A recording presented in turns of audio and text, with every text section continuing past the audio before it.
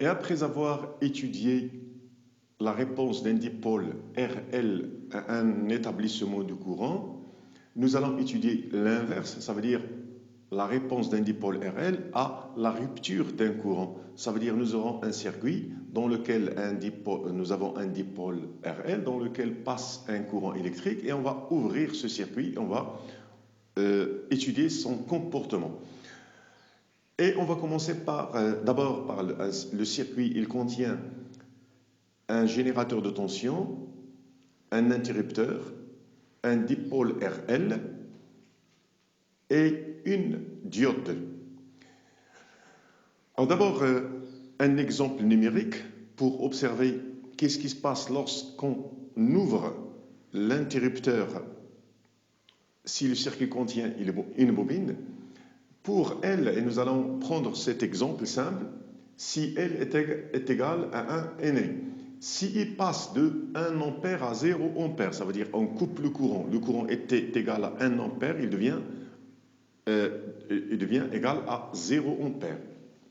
En une durée, alors ceci se fait en une brève durée, 1 milliseconde. Et la tension, cherchons la tension aux bornes de la bobine. Alors la tension aux bornes de la bobine, elle est égale à LDI sur dt plus RI, mais dans ce cas où l'intensité varie fortement en une brève durée, la dérivée sera très forte, donc LDI sur dt, ce terme sera très grand devant RI. Donc on peut négliger le terme RI et on va dire que la tension aux bornes de la bobine, c'est pratiquement LDI sur dt. Donc je vais calculer LDI sur dt. LDI sur dt égale L delta I sur delta t égale 1 fois delta I. Alors delta I c'est une variation, c'est 0 moins 1 ampère. Divisé par delta t. 1 milliseconde, c'est 10 puissance moins 3 secondes, c'est moins 1000 volts. Alors 1000 volts, c'est une forte tension qu'on appelle une surtension qui apparaît aux bornes de l'interrupteur et elle se manifeste sous forme d'étincelles aux bornes de K.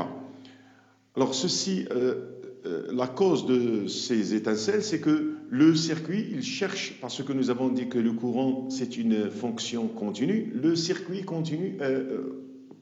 circuit cherche à établir une continuité de l'intensité du courant et il y a apparition de ces étincelles. Alors, pour éviter l'apparition de ces étincelles, on va utiliser cette diode.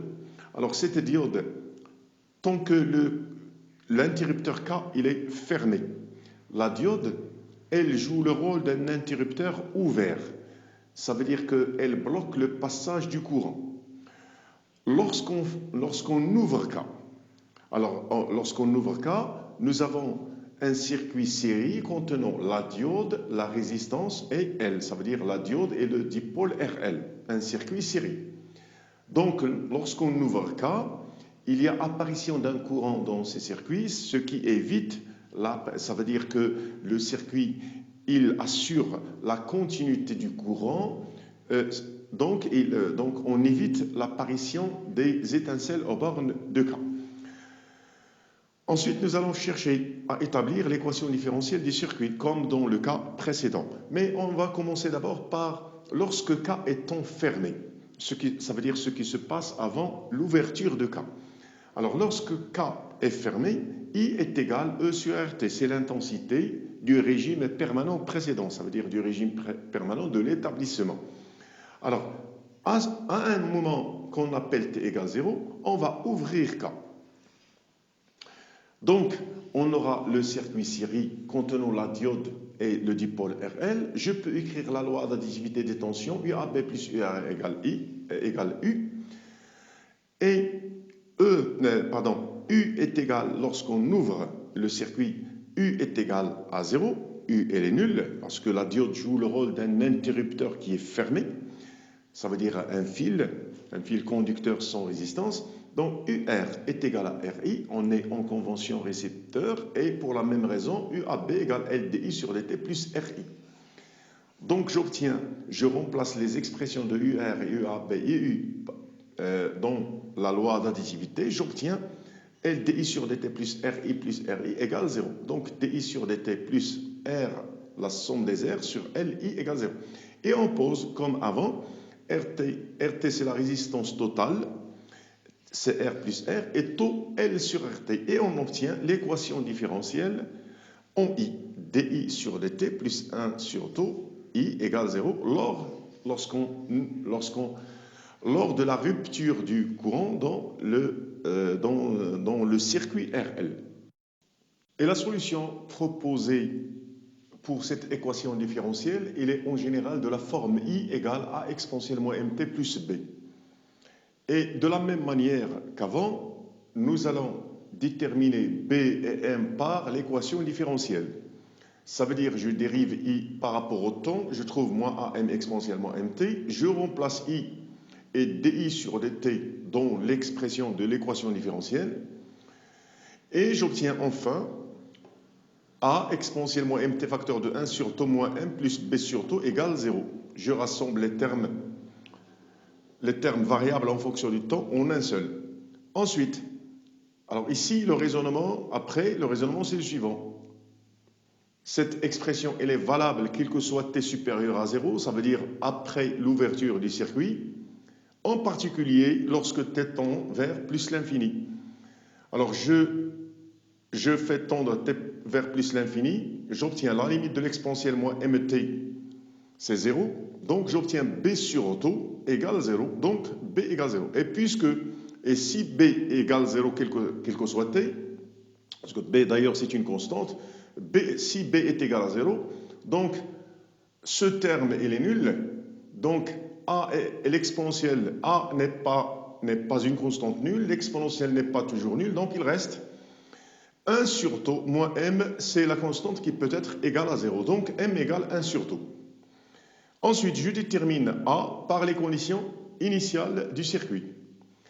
Alors ici, j'utilise la continuité de l'intensité du courant lors de l'ouverture du circuit. Alors AT égale 0, et par continuité de I de T, I de 0 égale E sur RT, parce que l'intensité du courant avant l'ouverture, c'était un régime permanent de l'établissement, et au cours du régime permanent de l'établissement du courant, nous avions I égale E sur RT. Donc au moment de l'ouverture, I de 0, ça veut dire au moment où on ouvre le circuit, par continuité, I de 0 égale E sur RT. Et selon la solution, selon l'expression de la solution, celle-ci, I de 0, c'est A exponentielle 0, ça veut dire c'est A, et B, elle est égale à 0. Donc on obtient I de 0 égale A. Et donc j'obtiens A, puisque I de 0 égale A et I de 0 égale E sur RT, donc j'obtiens A égale E sur RT. Ainsi, on obtient la forme, ou bien l'expression de l'intensité du courant lorsqu'on ouvre le circuit, ça veut dire la réponse du dipôle RL lors de l'ouverture du circuit, ou bien lors de la rupture du courant, c'est I égale E sur RT exponentielle moins T sur taux.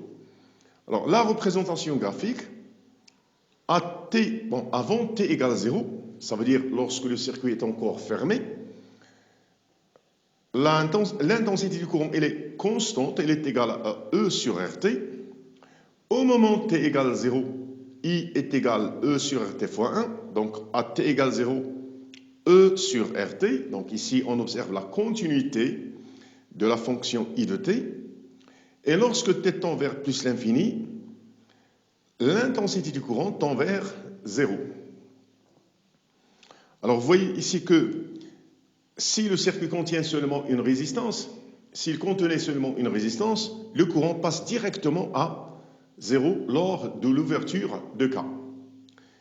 Mais ici, on observe qu'il y a un retard de l'annulation du courant. C'est un retard de la disparition du courant. Ça veut dire que, alors ceci c'est à cause de la bobine, ça veut dire que la bobine, elle s'oppose à la rupture du courant, comme elle s'oppose à l'établissement du courant.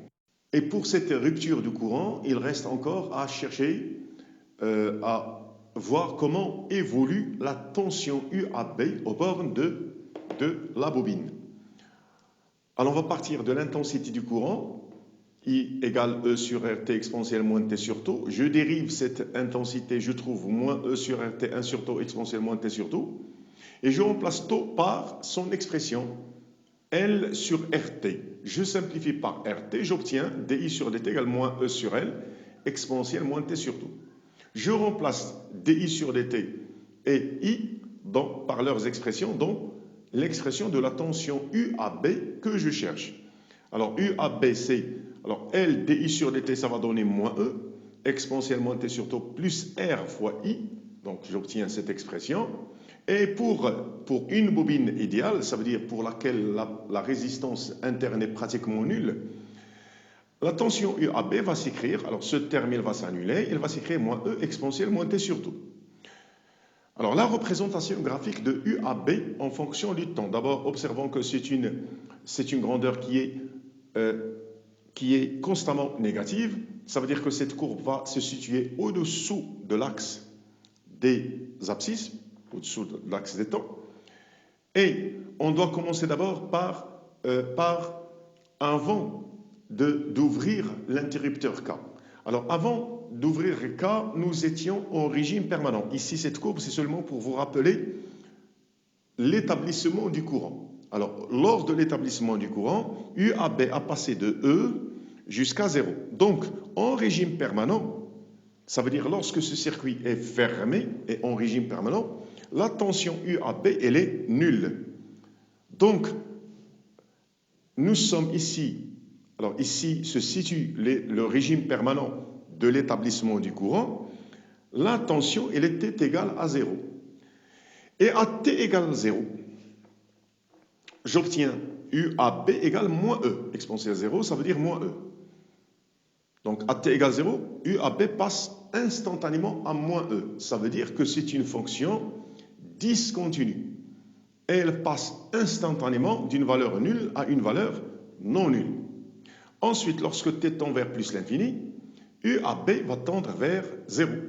Donc, on a cette courbe exponentielle qui admet comme asymptote l'axe des temps. Donc, vous voyez que UAB, c'est une fonction discontinue. Elle passe de 0 à moins 1. Ensuite, elle revient à 0 d'une manière progressive. Pour le dipôle RC, nous nous sommes intéressés à la constante de temps de ce dipôle qui est égale à RC. Dans le dipôle RL, la constante de temps, c'est tau égale L sur R, où R est la résistance totale du circuit. Alors nous allons chercher la dimension de tau et pour cela, nous allons faire une analyse dimensionnelle. Ça veut dire que nous allons remplacer L par sa dimension, R par sa dimension, pour trouver la dimension de tau. Alors pour cela, je vais écrire que, puisque tau égale L sur R, donc la dimension de tau, cette écriture veut dire la dimension de tau, c'est la dimension d'une inductance divisée par la dimension d'une résistance. Or, R, alors je vais chercher ces deux dimensions. R, je commence par la résistance. R, je sais qu'elle est égale à U sur I, selon la loi d'Ohm. Donc la dimension de R, c'est la dimension d'une tension divisée par la dimension d'une intensité. Et puisque la dimension de l'intensité, c'est une dimension de base, je l'écris tout simplement I. UL. Alors maintenant, je vais chercher la dimension de L. UL, la tension aux bornes d'une bobine idéale, est égale L dI sur dt.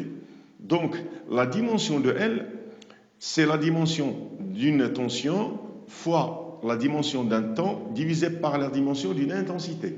Alors j'obtiens la dimension de U fois T. T, c'est une dimension de base.